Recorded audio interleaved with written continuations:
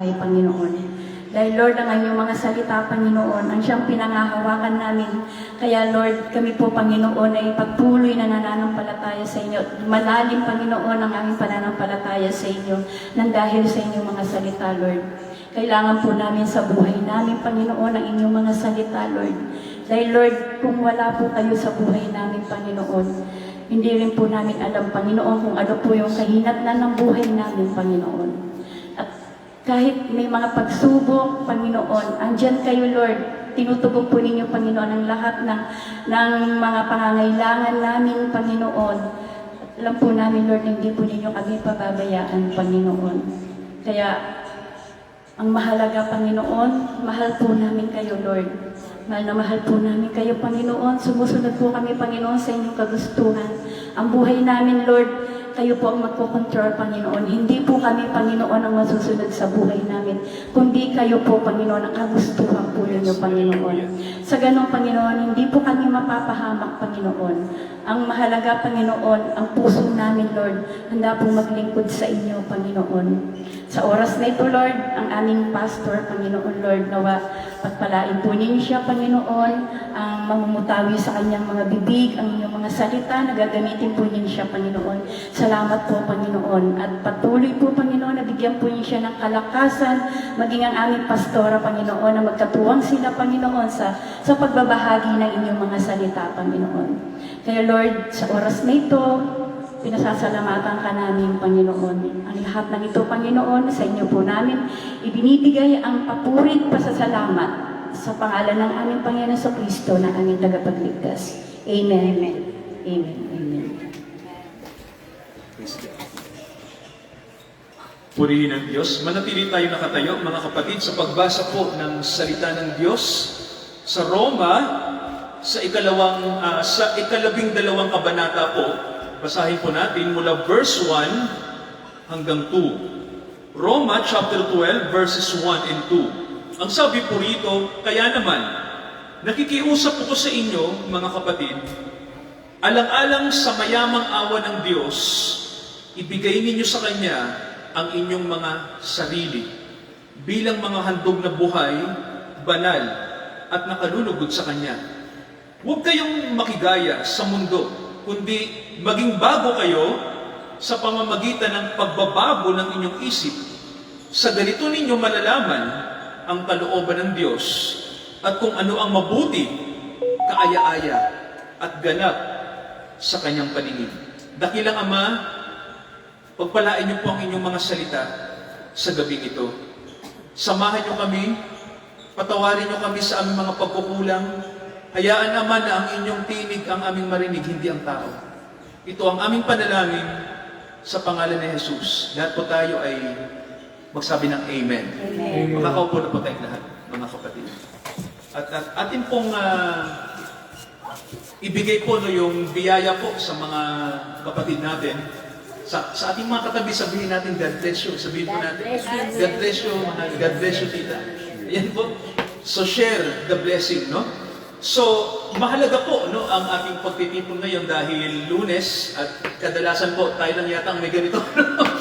Kasi, tita, thank you po dahil nag-a-adjust tayo, no? Tita, kasi sa Bulacan, tita, nandoon tayo nakatira so far, no?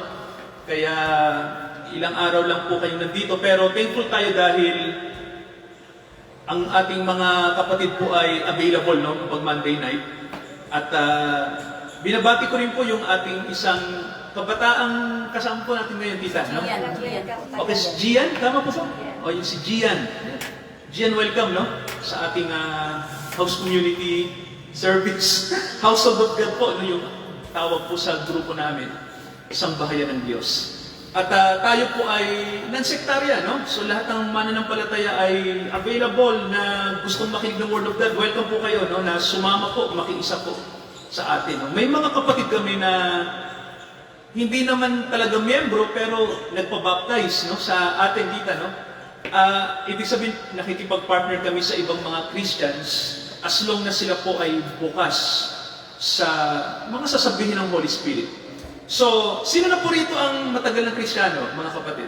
Taas ang kamay. Yung matagal na po, Okay. Yung matagal, yung mga siguro 8 years. Specific. Kay tita, more than na po. Tita, matagal na. No? Sino po rito yung bago pa lang? Yung 2 taon o 3? O 1 taon? Meron po? Wala pa isang karon. Tito? Wala pa. Okay.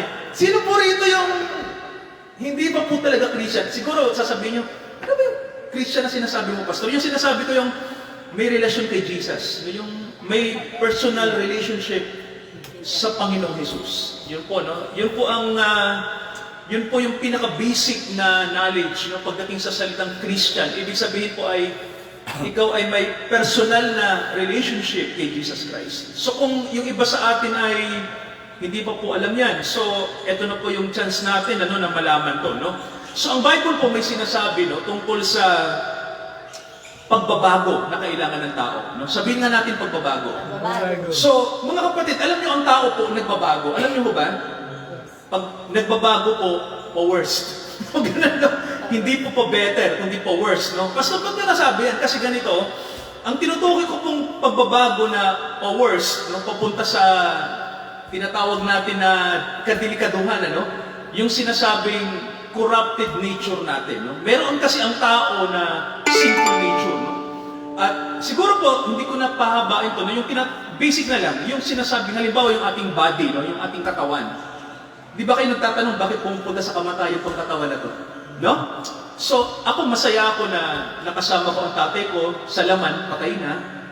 Yung aking mga mabubuting pinsan na patay na rin. No? May mga kamag-anak ako na patay na po na mga mahal ko. No? And then time will come, iniisip ko rin na papunta rin ako doon. No? Lahat tayo. So, nung ako po maliit ba, ang tanong ko lang ay, bakit ba namamatay ang tao? Bakit kailangan namin magdusa dito? Bakit ba tinuldukan? Kung may Diyos, ba't hinayaan niyang mangyari na mamatay ang tao? Yun ang una kong tanong nung ako'y kabataan. Ano? Siguro mga grade ano ako. Siguro grade 4, mga ganon, grade 3 pala, no? Ang unang tanong ko ay, bakit kailangan mamatay ng lolo ko, ganyan, bakit ganon, no? Bakit tumatanda ang tao? So, yun ang unang kong tanong. So, kung isipin nyo, mga kapatid, no? Naririnig ko ito, no? Matagal na po sa mga simbahan, kasi ako nakakadalo naman ako sa church. Nung bata pa rin ako, no? Ang naririnig ko ay dahil ang tao ay nagkasala. No? So, natatandaan ko yon, bata pa ako na dahil ang tao ay nagkasala, namamatay kami. So, natandaan ko na yun, na-absorb ko yun. Kaya, nang iniisip-isip ko na saan parte pa kami nagkasala. So, iniisip ko mga kapatid na nakita ko na ako sa sarili ko, no, introspection ang tawag, no, ako'y nagme-meditate. Nakikita ko na may mga bagay na bakit ko ginagawa, alam kong mali. No? Nakikita ko sa sarili ko yun, ano? Bakit ako mapagtanim? Bakit mainitin ang ulo ko? Bakit ako nagdanakaw? Ganun. Iniisip ko na, nung bata pa ako, bakit ko ginagawa ang bagay na mali, no? Pero ang sabi ng naririnig ko sa sermon, iwasan ko magkasala, pero bakit nagvo-volunteer ang aking sarili magkasala? Di ba kayo nagtataka doon mga kapatid, di ba? Di ba, sabi ng Bible sa atin, ang kasalanan, dinidil ng Diyos sa atin. Pero ang problema, yung kasalanan, part natin. Ibig sabihin, tayo yun, di ba? Pag sinabing kasalanan, ibig sabihin, kaya may kasalanan kasi may sinner. Naintindihan niyo po, no? Kaya may sin kasi may sinner. At sino yung nagsisin? Hindi yung sinner. Kaya naalala ko po, no, may quote. Ang Diyos daw, mabuti sa mga makasalanan. Tama naman, ano? At mahal niya ang mga makasalanan, pero galit siya sa kasalanan. O, ganun, ano?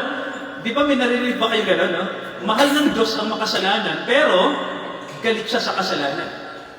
Ngayon po, mayroon akong narinig na magandang quote naman ang sabi, pag ang tao doon nasa impyerno, hindi yung kasalanan lang yung nasa impyerno. Narinig niyo po? Mahal. Okay. Sa impyerno daw, hindi ang mga nandoon ay kasalanan, kundi yung mga makasalanan. Ganun, ano? Kaya ako, bigla akong naano din, no? Sa isang banda ang sabi, mahal ng Diyos ang mga makasalanan, pero galit siya sa kasalanan. Pero ang mga tao na pumupunta sa impyerno ay yung mga makasalanan. Di ba, mga kapatid, no? So, hindi natin pwedeng sabihin na mahal ako ng Diyos kasi makasalanan ako. Tama naman, mahal tayo ng Diyos, no? Pero galit siya sa kasalanan na sa atin, no? Kaya, alam niyo po, may sinasabi ang Biblia sa atin, ano, na Habag. Sabihin nyo nga mga kapatid, habag. O isa pa po, habag. Ayan, so, mga kapatid, gusto ko po na sabihin agad yung katotohanan sa inyo, no? Mabilisan lang. Alam niyo po ang pwedeng magbago sa atin kung ano? Kailangan nating makatanggap sa Diyos ng supernatural revelation. Siguro, baka ano ba yun? Anong supernatural revelation? Ibig sabihin po ganito, para mabago ang tao, kailangan ang Diyos mag-intervene. Alam niyo po ba yung word na intervene? Kailangan siyang umepal, no, sa buhay natin, tita. No? Kailangan niyang sumangkot. No? Kasi, ang pagbabago, hindi pwedeng sabihin ng Diyos, magbago ka kung wala siyang gagawin. No? Sabi nga ng Bible, kapag ang Diyos daw nag-demand, tita, no? Kapag ang Diyos nag-utos, hindi kanya pababayaan sa sarili mo na gawin lang yung utos. Parang ganito, Tito Nandeng, gumawa ka ng SM. Isang malaking SM, no? 10 palapag, no? So, saan kukuha si Tito Nandeng ng budget? Saan kukuha ng ganito, no? So, dapat, mga kapatid, ang utos ay realistic. No? Ibig sabihin po, magagawa ng isang tao yung inutusan. Sino nakakilala kay Noah? Di ba si Noah, yung taong inutusan ng Diyos dito na gumawa ng barko na gawa sa kahoy, no? Okay, alam niyo ba na nang utusan siya ng Diyos? Diyos din ang magpo-provide ng kailangan niya, no? Kahoy, gamit, no? Mga punong kahoy, no? Available. Kasi mga kapatid, ganun ng Diyos eh. Once na siya ay nag-demand, siya rin ang magbibigay ng provision. Amen po ba? So, ganun kabuti ang Diyos. So, hindi niya pwedeng pabayaan na, Noah, gumawa ka ng arka. Bahala ka na sa buhay mo. Basta gumawa ka. Hindi ganun ang Diyos, no? Sabi ng Diyos, ganito ang sukat. Ganito yung, lahat ng detalye binigay niya. Alam niyo po, ganun din po sa buhay natin, no? Ang Diyos po, kapag siya nagsasabi sa atin, hindi pwedeng hindi siya magbigay ng assistance. Kaya, sabi sa Bible, ang tao mababago lang kung mag-a-assist ang Diyos sa atin. Kaya mga kapatid, may tanong ako. Paano ang Diyos makakakilos sa atin sa papaanong paraan? So, di ba sa panalangin, tita, may tinatawag tayo na sinner's prayer. Alam niyo ba yun? Ginagawa rin ba sa church niyo yun? Yung pinapatanggap si Jesus, di ba, no? Na, Lord Jesus, patawarin niyo ako sa aking mga kasalanan, pumasok ka, no? So may salitang pumasok ka sa akin, no? Kasi mga kapatid, ang logic, bakit papapasukin natin ang Panginoon? Kasi siya ang magdadala ng change from within sa atin, no? So mga kapatid, tandaan niyo, ang ating nature ay corrupted, no? Ang ating mind, ang ating heart, no? Lahat. So, kung titingnan niyo po, may nakalagay sa Bible, no, na Romans 8, mababasa natin sa Romans 8 na ang tao po, likas sa atin na walang interes sa Diyos. No? Ang Diyos sa atin ay, alam natin na may Diyos, dinidinay siya ng tao at wala tayong interes sa Diyos. No? So, tanggap natin mga kapatid na ang mga walang alam sa Diyos ay hindi interested sa Diyos. No? At hindi sila interested sa preaching, hindi sila interested sa Bible, no? Kaya nga, kadalasan po ang Bible sa mga tao ay ina-argue to, no? Tinitirahan ng mga kung ano-ano hanggang sa mabulok na lang. Maraming Bible po hindi binabasa, no? Sa mga bahay, no? Kumbaga ano lang, display, kasi hindi rin din maintindihan ng tao to, no?